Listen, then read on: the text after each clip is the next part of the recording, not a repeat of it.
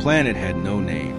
On the star maps, it was only marked as Zone F-17, a frozen dead world no one cared about. Ice storms never stopped here. The sky was always gray. The wind screamed like something was trapped inside it. Ethan walked slowly across the ice. He was a human salvage officer, sent to recover old alien pods left behind after wars. Dangerous work. Cold work. Lonely work. Humans usually did jobs like this. Other species said humans were too emotional to matter in big galactic plans. But humans survived where others did not. Ethan's boots crunched over frozen metal. Ahead of him lay a field of abandoned escape pods, half buried in ice.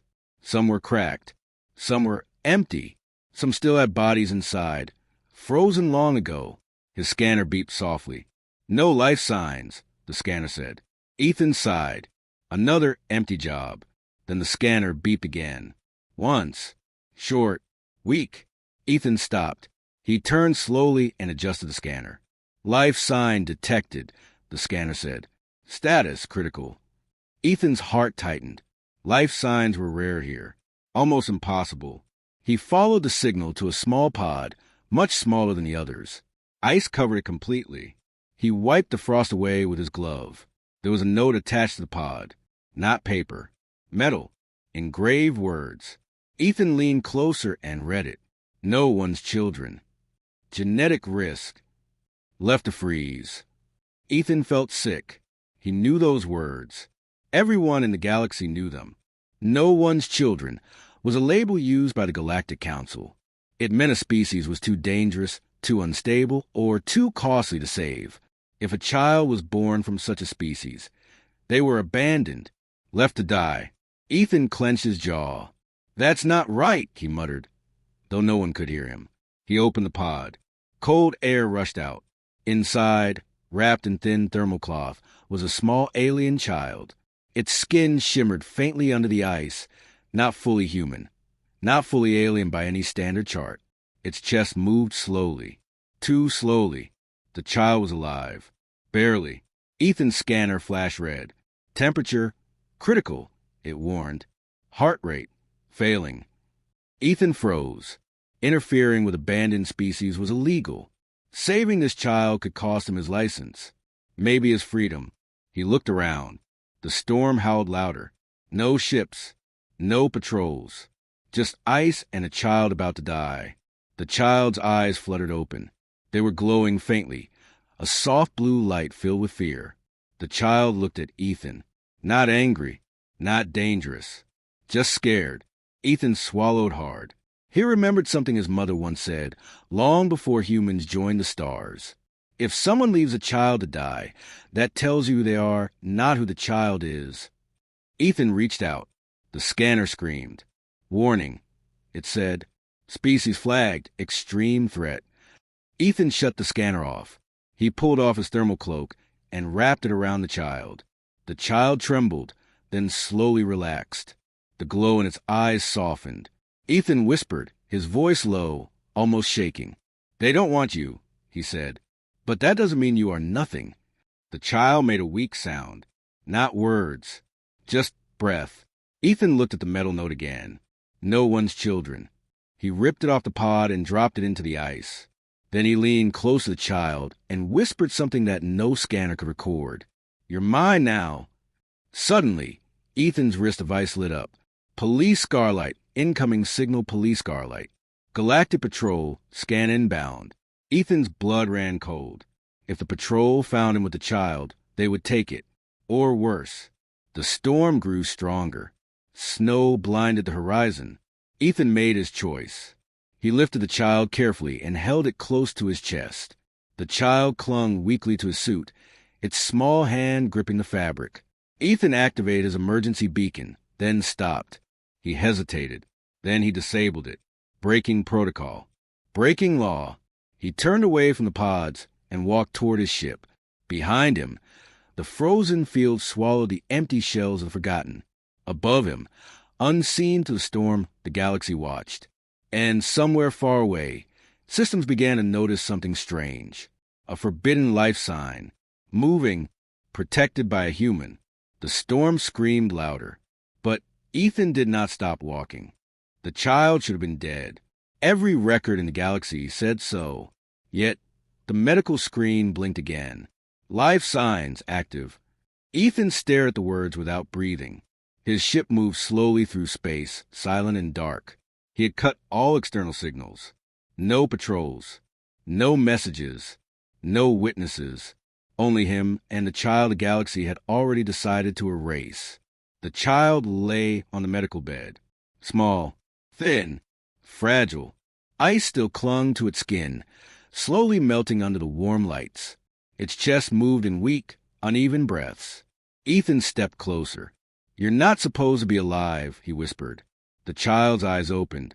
This time they were not weak. The glow was steady, calm, watching him. The medical system spoke again, louder now. "Warning," it said. "Species confirmed. Omega-class entity identified." Ethan's hands tightened into fists. "Explain," he said. The screen filled with red symbols and warnings. "Omega-class species are born with unstable core energy," the system said. "Historical outcome, extinction-level destruction. Galactic Council law, all Omega offspring must be terminated at birth." Ethan felt heat rise in his chest. "Terminated?" he said quietly. "You mean killed?"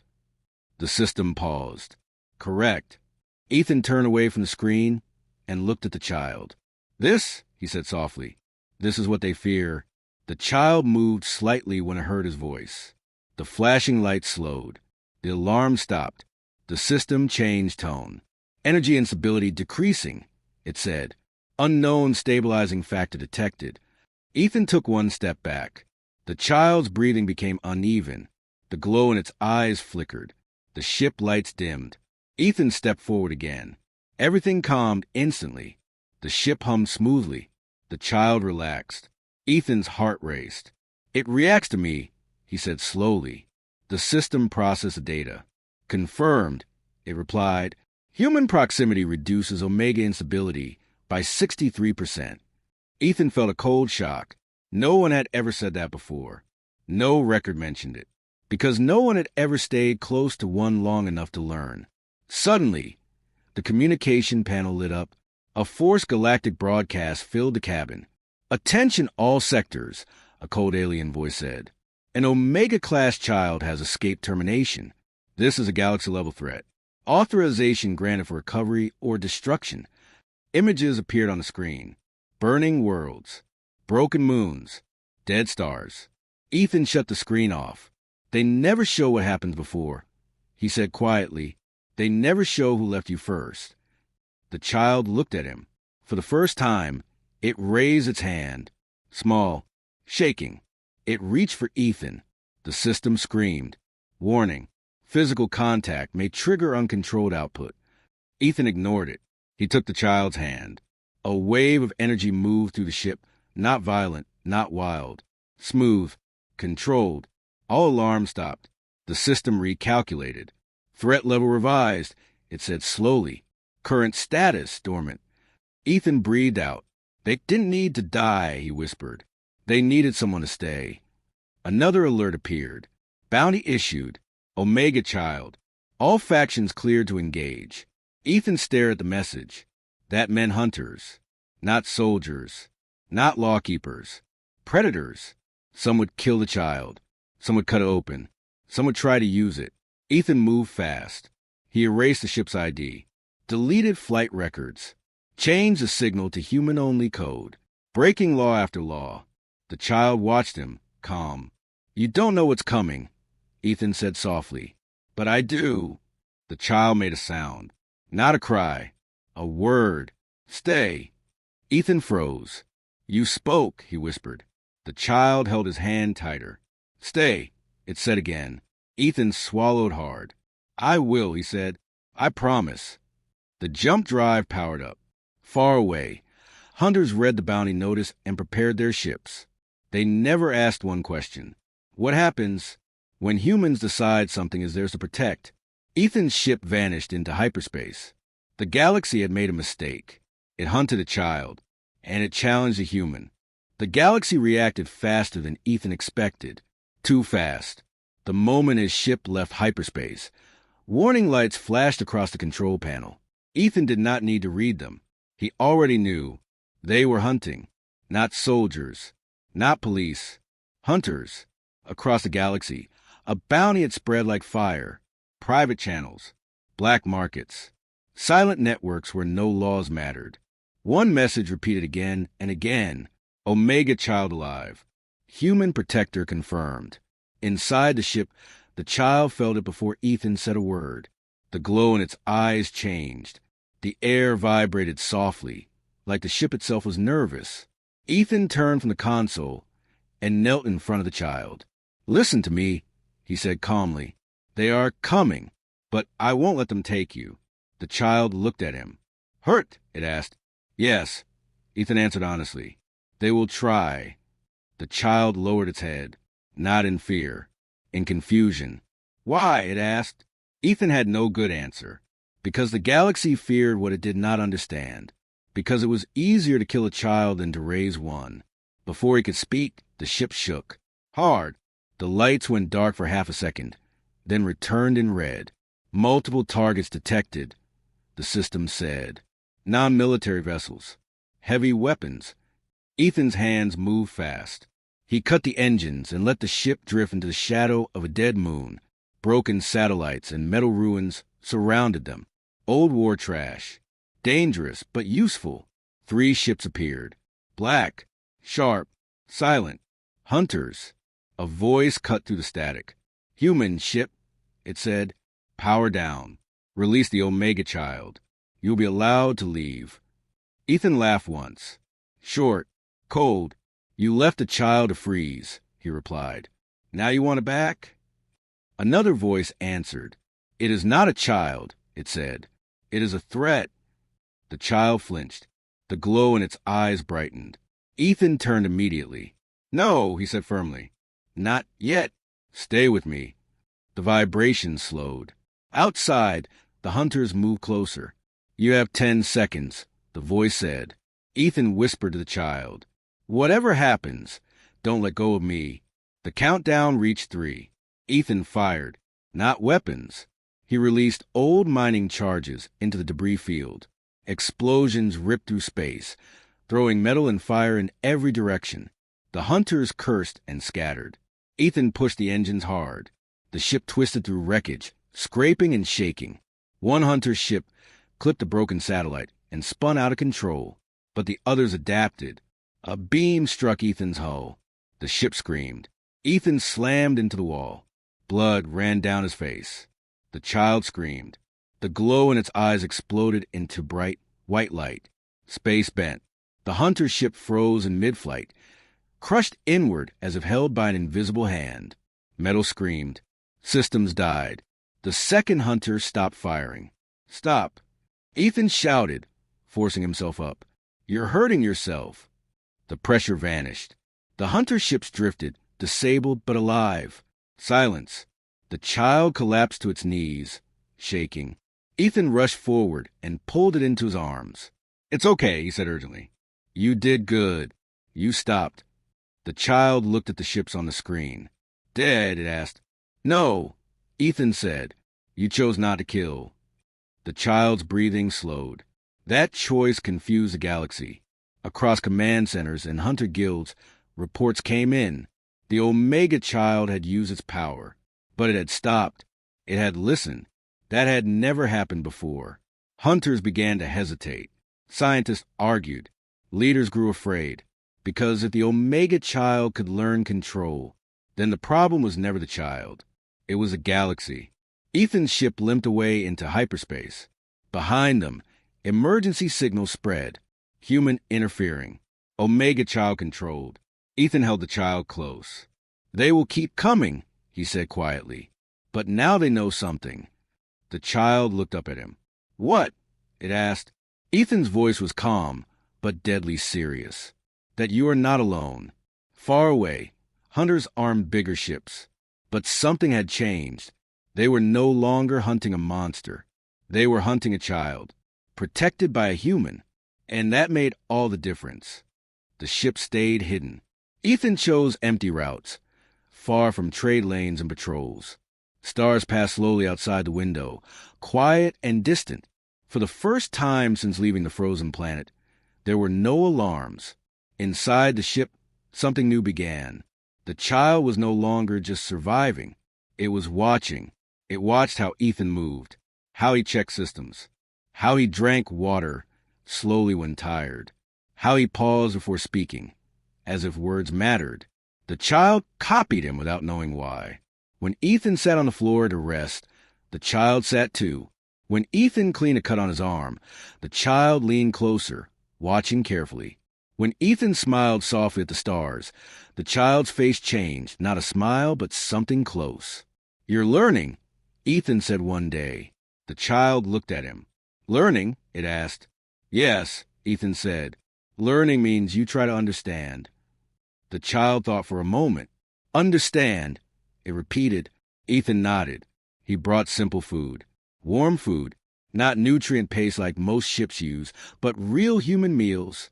The child touched it first, unsure. "Eat," Ethan said gently. The child copied him. Slow, careful. Its eyes widened. "Warm," it said. "Yes," Ethan replied. "Warm is good." The ship's system updated quietly. "Omega energy stable," it said. Emotional engagement detected. Ethan ignored the system. He was watching the child. Later, he showed the child images of Earth. Oceans moving slowly. Trees bending in wind. Human children laughing, falling, standing up again. The child watched closely. "They fall," it said. "Yes," Ethan replied. "Humans fall." "Broken?" the child asked. Ethan shook his head. "No, we help each other." The child was quiet for a long time. Then it asked a question Ethan did not expect. "Why help?" Ethan did not answer right away. He thought of the note, the frozen pod, the law that said some children were not worth saving. Then he spoke. "Because someone once helped us," he said, "and we remember." That night, the child had a nightmare. Energy pulsed through the ship, soft but restless. Ethan woke instantly and moved closer. "It's okay," he whispered. "I'm here." The energy faded. The child reached for his hand, half asleep. "Stay," it murmured. "I'm here," Ethan said. The system recorded something new. "Omega output linked to emotional safety," it said. "Human bond confirmed." Days passed. The child learned new words. Safe. Mine. Wrong. Right. One day, the child touched a metal panel too hard. The metal bent inward with a sharp sound. The child froze. It stared at the damage. Then it looked at Ethan. "Bad?" it asked, voice shaking. Ethan walked over and knelt. "No," he said. "You made a mistake." The child's eyes dimmed. "Mistaked I?" it asked. Ethan felt anger burn in his chest. "No," he said firmly. "Mistakes don't mean death." He placed a hand over the child's chest. "Humans learn," he said. "We don't destroy." The child repeated the words slowly. "Learn." Later, Ethan cut his hand while repairing a wire. Blood appeared. The child saw it and panicked. Energy surged. The ship lights flickered. Ethan grabbed the child's shoulders. "Stop," he said calmly. "I'm not in danger." The child looked confused. "Pain," it said. "Hurt." "Yes," Ethan replied. "But pain passes." He cleaned the wound. The child watched closely. Then, gently, it touched the bandage. "Help," it said. Ethan's eyes burned. "Yes," he whispered. "That's help." Far away, alien sensors noticed something impossible. Omega energy patterns were changing. Not growing stronger. Not growing weaker. Growing controlled. Scientists argued. Leaders denied the data. Hunters grew nervous, because the report said the same thing. The Omega child was not becoming a weapon. It was becoming a person. Ethan set a long course. Toward human space. Toward places with schools, not cages. Families, not execution orders. The child stood beside him, looking at the stars. "Ethan," it said slowly. "Yes." The child thought carefully. "I choose," it said. Ethan closed his eyes. The galaxy had never planned for that. The signal could not be ignored, no matter how far Ethan tried to hide. The Galactic Council finally found him, not with weapons, not with hunters, with law. A massive council ship appeared in front of Ethan's vessel, blocking the stars. It was ancient, wide, and covered in symbols of authority. Hundreds of species ruled from inside it. The ship's voice spoke calmly. "Human Ethan Ward," it said, "you're ordered to power down and prepare for inspection." Ethan stood still at the controls. The child stood beside him, watching the glowing shape outside the window. "They are the ones?" the child asked. "Yes," Ethan said quietly. "They make the rules." "Good rules?" the child asked. Ethan did not answer. The docking clamps locked. Ethan took a breath. "Stay close," he said. They entered the council chamber together. The room was enormous. Floating seats, shifting lights, voices layered over one another. Dozens of alien leaders watched from above, below, and all around. At the center stood Ethan, and beside him, the Omega Child. A low murmur spread instantly. Fear, anger, shock. One council member spoke, its voice sharp. "Human, you have violated Resolution 9 Black." Another added, "You have endangered the galaxy." A third said, "Release the child. This ends now." Ethan looked up. "No," he said. The chamber went silent. "You abandoned the child," Ethan continued. "You left it to freeze. You called it a threat before it ever chose anything." A council elder replied, cold and certain, "Omega species destroy worlds." Ethan nodded once. "Yes," he said. "So do armies. So do empires. But you don't kill soldiers at birth." The child looked around the chamber. So many eyes. So much fear. "Why hate?" it asked softly. The council reacted instantly. "Silence," one voice commanded. "It speaks to manipulate." The child flinched. Ethan stepped forward. "No," he said firmly. "It speaks because it learned language. From me." The chamber erupted. "This proves the danger. Human interference has accelerated it. And this now." The council's central screen activated. Images appeared. Burning planets. Cracked stars. Dead civilizations. Omega destruction, the council declared. Ethan watched calmly. Then he spoke. "Show the beginning," he said. The council paused. "Show the first day," Ethan repeated. "Show the parents." Silence. "There are no records," a voice finally said. Ethan nodded. "Exactly," he said. "You never tried to raise them. You never tried to teach them. You only tried to erase them." The child stepped forward. Not angry. Not afraid. "I was cold," it said simply. "I was alone." The chamber froze. "You left me," the child continued. "He stayed." It looked at Ethan. "He taught me safe," the child said. "He taught me wrong and right. He taught me to stop." A council member hissed. "Lies. Omega cannot control themselves." The child raised its hand slightly. Energy flowed through the chamber. Not violent. Controlled. Light steadied.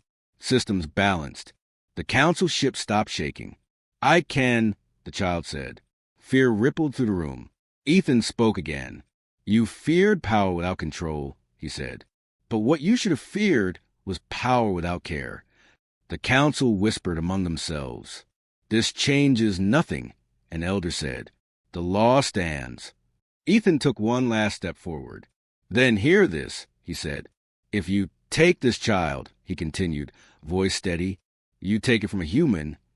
The room went silent. "Humans don't abandon children," Ethan said. "And we don't forget those who try." The child looked up at the council. "I choose," it said clearly. The words echoed. Choice. That was new. That was dangerous. The council had never planned for choice. A long pause followed. Finally, the central voice spoke again, less certain now. "The council will deliberate," it said. The guards lowered their weapons slightly. Ethan placed a hand on the child's shoulder. No matter the outcome, the galaxy had changed, because for the first time, the Omega Child was not standing alone. And the council knew something else now. Humans were no longer silent. The council chamber stayed silent long after the child spoke. I choose. Those 2 words did something no weapon ever had. They shook the galaxy. The council did not vote that day. They did not pass a new law. They did not give an order. They hesitated. Across the stars, that hesitation spread. Council ships pulled back. Hunter contracts were paused. Scientists demanded data instead of permission. For the first time, fear was not the loudest voice. Questions were. Ethan and the child were placed under watch, not chains. A rare thing. Guards stood at a distance. No weapons aimed. No threat spoken. The child noticed. They are afraid, it said quietly. Yes, Ethan replied, but they are also listening. That was new, too. In council labs, old Omega records were reopened. Not just the endings this time, but the beginnings. Researchers saw the truth they had ignored for centuries. Every Omega disaster followed the same pattern. Born in fear, taken from parents, isolated, hunted, never taught, never comforted, never allowed to choose. A human scientist spoke during an open session. We never studied Omega children, she said. We studied Omega survivors. The room went quiet. That means, another voice added, slowly, we never saw what they could become. Reports flooded in from long-forgotten systems.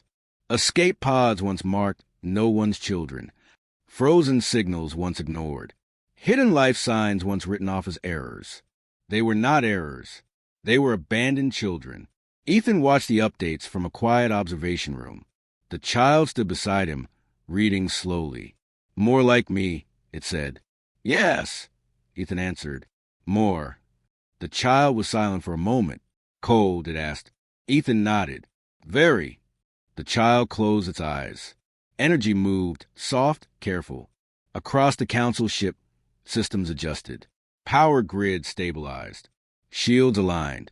Engineers stared at their screens. The Omega child was helping. Not because it was told to, because it wanted to. A council elder finally spoke publicly. Our laws were written in fear, the elder admitted. We called it safety, but it was fear. The galaxy reacted in waves. Some systems resisted. Some leaders refused. Some still armed their fleets. But many watched the live feed. They saw the child speak calmly. They saw it stop power surges instead of causing them. They saw it wait for permission. Wait. No Omega had ever waited before. A new term appeared in reports. Human stabilized Omega. Then another. Human raised. Ethan stood before a smaller council session days later. You can change the law, he said, or you can keep pretending you were right. A council member replied, voice quiet, and if we are wrong, Ethan did not hesitate. Then you say it, he said. Humans do that. The child stepped forward. I don't want revenge, it said. I want others to be warm. That sentence spread faster than any bounty notice ever had. On border worlds, humans volunteered. Teachers, doctors, families, not soldiers. Human ships moved toward frozen zones once marked as dead. They did not go with weapons. They went with blankets. Across the galaxy, something changed. For the first time, power was not feared. It was guided. A council vote finally came. Resolution 9 Black was suspended, not erased, suspended. A beginning. The child stood beside Ethan as the result was announced. What now? It asked. Ethan smiled, tired but proud. Now, he said, we show them what happens when you don't throw children away. Far away, old enemies watched carefully. Some felt fear. Others felt something worse. Regret, because the truth was clear now. The Omega species was never the galaxy's greatest threat. The galaxy's greatest mistake was believing fear was wisdom. And humans? Humans had done what they always did. They picked up what others abandoned. They stayed. Years passed, not in silence, but in change. The galaxy did not transform in one day. Old fear does not die easily. Some worlds resisted. Some leaders denied. Some still whispered that humans were making a mistake. But the proof was alive. Human ships traveled to frozen systems once marked as dead. They followed old coordinates, broken signals, faded warnings. They found children, small, weak, cold, children once labeled no ones. Humans did not argue with the label. They erased it. On one distant world, a human medic wrapped an Omega child in a blanket. The child did not scream. It did not explode with power. It looked up and breathed. That moment was recorded. It spread across the galaxy faster than any law ever had. Ethan stood on a quiet platform above Earth, watching the stars. The sky was blue, warm, alive. Beside him stood the child, no longer small, no longer shaking, still glowing but controlled, calm. The child had grown, learned, changed. So had the galaxy. They call us something now, the child said. Ethan smiled slightly. What do they call you? The child looked at a data screen. Human rays, it said. Ethan nodded. That sounds right. Across the stars, new schools opened. Not prisons, not labs. Places where Omega children learned words before power, choice before force, care before control. The old records were rewritten. Where it once said Omega-class threat, now it read, Omega-class potential requires guidance. A council elder spoke during the final address. We believed strength without fear was impossible, the elder said. We were wrong. Behind the elder stood images. Omega children laughing. Human hands teaching. Energy fields steady and bright. We did not destroy danger, the elder continued. We abandoned responsibility. Ethan did not watch the speech. He was watching the child. The child, now older, stood with other children. Different species. Different worlds. Same laughter. One of them fell. The Omega child reached out and helped him up. Simple. Human.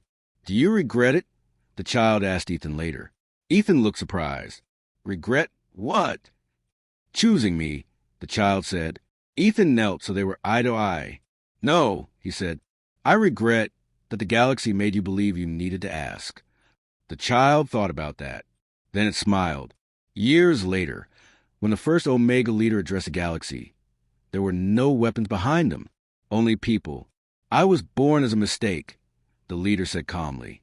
I was raised as a choice. The galaxy listened, because power was no longer shouting. It was speaking. In the final council record, one line was added, not as law, as history. When the galaxy turned away, humans stayed. When fear chose destruction, humans chose care. And because of that, the future lived. Ethan stood at the edge of the platform as the child prepared to leave. Not to run, to lead.